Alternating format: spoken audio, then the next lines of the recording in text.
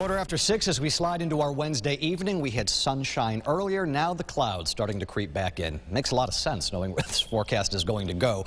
Clouds first and then the moisture later on tomorrow. 32 degrees, so we're back to freezing.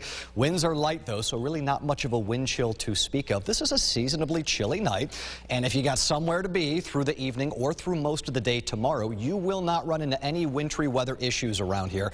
That will change probably dramatically as we go into Friday morning. Skycast through the course of the night into the morning, briefly into the 20s, and then we start to warm. Winds turning southerly as they start to pick up, pumping in some of that milder air. This is still well out ahead of this developing storm system, of which by the time we get into Friday night, this area of low pressure, models suggesting could be as deep and as strong as we have ever seen in this part of the country in the Great Lakes. Now for us, doesn't mean that this is the worst weather that we have ever seen, but inevitably we're going to run into some problems and some impacts here, especially west of Rochester. Here's the situation tonight into early tomorrow morning.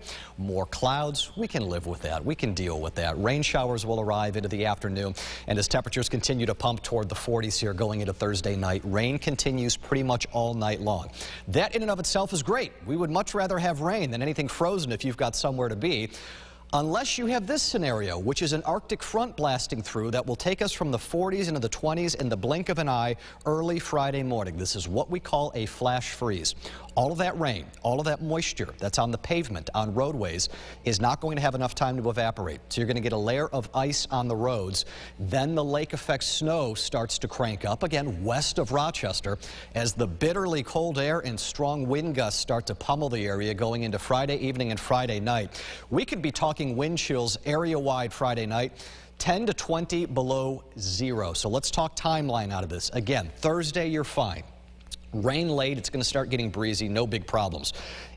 The problems will start to go fast and furious here after 7 o'clock in the morning as that front comes by. So that's the situation Friday. Flash freeze, wind gusts to 50 miles an hour.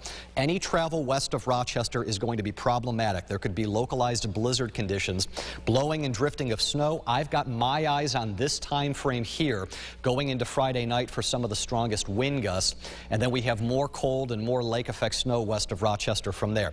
This is our wind map and our power outage map. And everybody in this red bullseye, so we're looking at you in Batavia, northward toward Orleans County, and even into northwest Monroe County. We get scattered outages here with numbers of 60 to 65 miles an hour with the gusts. The problem we have is you lose power, you lose the ability to heat your home when you've got wind chills of 10 to 20 below zero.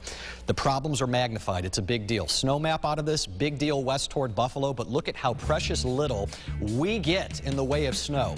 Do not just look at that snow map and think, hey, this is going to be a big nothing for us. It's not going to be good enough here with that cold and that wind coming by. We'll be back after the break.